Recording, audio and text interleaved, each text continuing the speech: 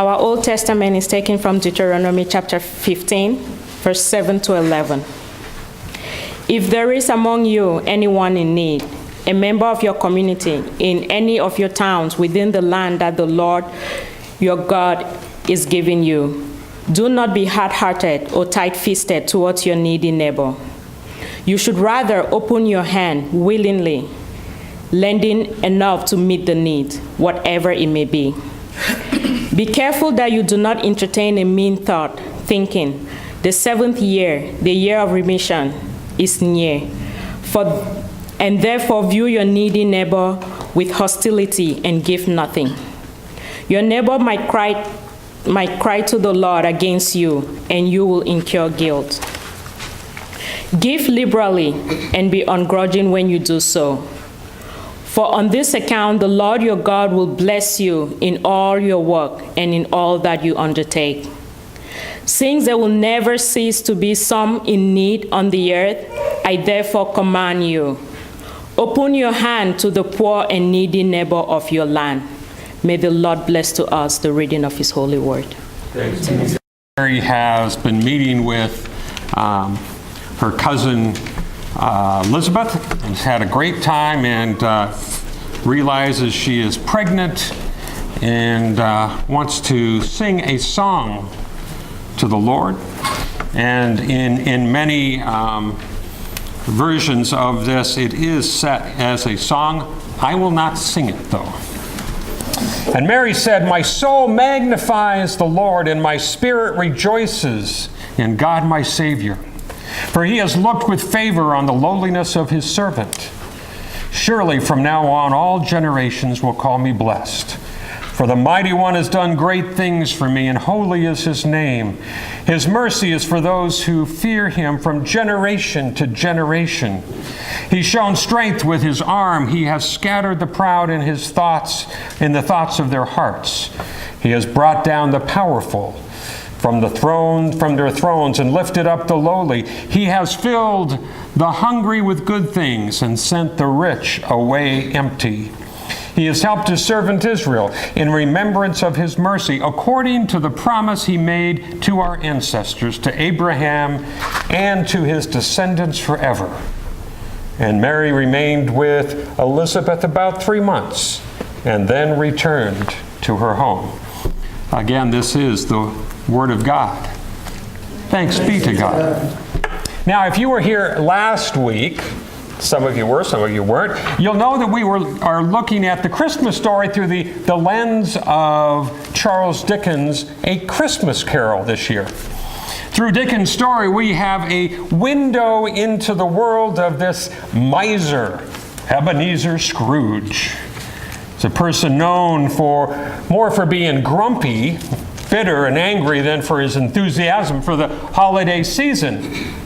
Well, as the story goes, on a cold Christmas Eve night, Scrooge encounters 3 spirits who reveal to him his past, his present, and what his future might hold. And as he does so, this time, after spending time with the ghost of Christmas past, he now spends time with the ghost of Christmas present. As he is awakened and ushered into the presence of this particular ghost, he's drawn into this man's room by light, by holly and berries adorning the walls, a fireplace that roars with heat, and a bounty of food covering every surface that he can see. The ghost of Christmas present towers above him with a loud and joyful voice, and off they go on their journey. The ghost takes Scrooge around the city, a tour of people, places, events, and experiences of the moment. They see scenes of festivity. After all, this is Christmas Eve, so there are family gatherings, there's big dinners and decorations on the street and in their homes. Then Scrooge is forced to visit the family of his clerk, Bob Cratchit, a family living in poverty and without the means for even the most basic of health care. Scrooge asked the ghost of Christmas present if Tiny Tim, the Cratchit's crippled little boy, will be spared, if he will live. Spirit answers, I see a vacant seat in the poor chimney corner, and a crutch without an owner, carefully preserved. If these shadows remain unaltered by the future, the boy will surely die. Well, Scrooge trembles at this thought. He, pausing only long enough to hear his own words spoken earlier in the day, parroted back to him. If he be likely to die, he had better do it and decrease the surplus population. And then you can see a crack starting to open up in the heart of Scrooge. Scrooge is maybe for the first time beginning to see the spirit of Christmas for what it is, a glimmer of hope in a hurting world. When Scrooge notices something under the robe of the ghost, the Spirit allows him to see two children named Ignorance and Want. Now, in Charles Dickens' day, these were two of the ways in which children suffered the most: lack of education, ignorance, and the lack of basic necessities, want. It would not be until 1870 that the Education Act would be passed by Parliament, mandating school for all children between the ages of 5 and 13. Dickens wrote A Christmas Carol 27 years before that. Today, there are still millions of children who are denied education, who live in extreme poverty. Now, with apologies to Dickens, I'd like to suggest another way of thinking of ignorance and want. See, much of the time we choose to ignore those in want around us in order to fulfill our own wants. Scrooge chose to ignore the plight of the children around him, even the illness of Bob Cratchit's son, Tiny Tim. He refused to contribute to funds being collected for the poor when other businessmen visited his office. He willingly chose to ignore anyone other than himself and any other want but his own. I think if we're honest with each other, and especially ourselves, we have to admit that most of the time we spend more time with the sales ads in the newspapers, in the mall, or on the internet than we do with news of the suffering and of those in need. In fact, I know many people who would choose not to watch the news because there is too much bad news out there. Now, we can choose ignorance in order to distance ourselves from the needs of others, but as they say in traffic court, ignorance of the law is no excuse. Ignorance of the law of love is also no excuse.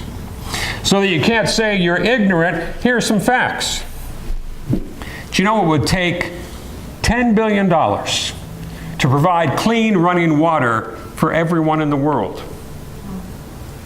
It would take $340 billion to provide basic education for everyone in the world.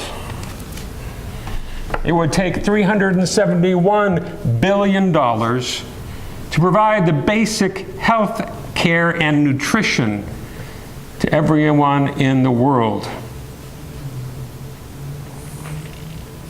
And yet, according to the National Retail Federation, this year in the United States, we're going to spend $465 billion on Christmas alone.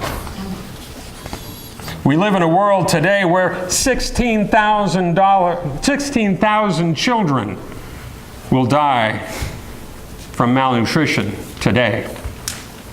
We live in a world where 500 will die as a result of war. We live in a world where 4,000 children will die from waterborne diseases And we live in a world where millions of people do not know what it means to have peace, hope, joy, or love.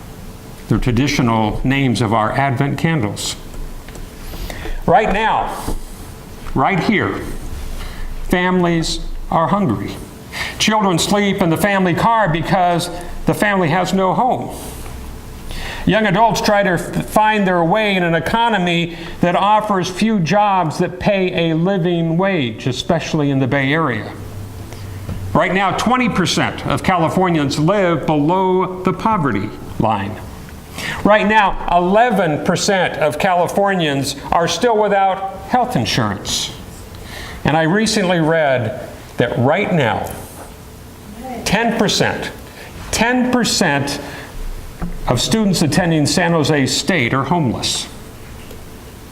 Shockingly, this means that we don't have to travel very far with the ghost of Christmas present to see the kind of pain that Scrooge saw.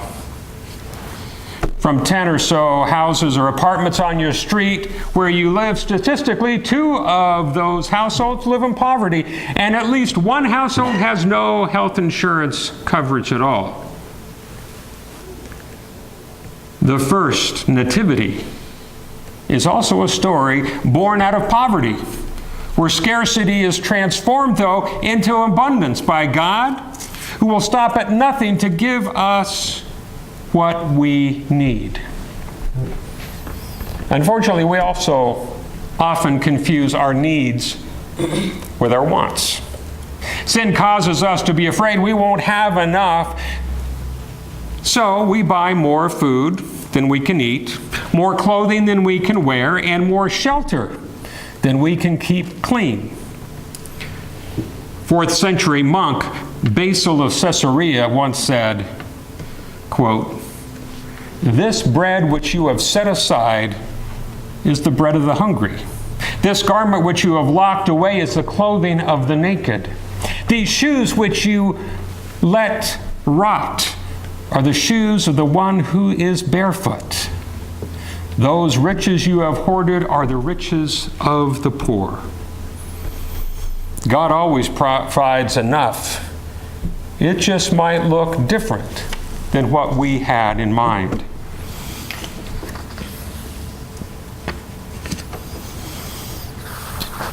Some years ago, the Reverend Dr. Stephen White, chaplain of the Episcopal Church at Princeton University, spent a cold and windy winter day in New York City with his 15-year-old daughter, Kristen. They spent the day shopping, having dinner, going to a show. Kristen bought a new parka for skiing and put the nice coat she was wearing into her shopping bag. They passed a young woman sitting on the pavement, asking for money, gray with cold. White put some money in this young woman's hand and they moved on. But Kristen looked back and told her father that they needed to do something more for her. "What?" asked her father. "I want to give her my coat." "Your favorite coat?" "Dad, she needs it more than I do. And anyway, I've got 2 coats right now and I only need 1. White said she said this in the "I can't believe you don't get it" tone that teenage girls reserve for their fathers. I have heard that tone many times in my home. "Okay," said White, and they turned around and Kristen helped the young woman on with her older coat. They were about to go when Kristen insisted that they also give her something to eat because they could tell she was hungry. "Right," said the father. He told her to wait right there while he ran to the deli across the street to get some food. When he came back with hot soup and bread, the young woman was gone. "Where is she?" he asked Kristen. "I don't know, Dad. I swear I just turned my head for a second to see if you were coming, and when I turned back, she was gone. Seemed like she just disappeared." So they walked on, and White asked his daughter, "Who do you think that was?" "Well, how should I know, Dad?" Which her father responded, do you remember in the gospel where Jesus says that whatever you do for the least of these, my brothers and sisters, you do for me? So you're telling me I gave my coat to Jesus? He shrugged his shoulders. They walked on carrying the bread and soup, and Kristen looked at the ground quietly.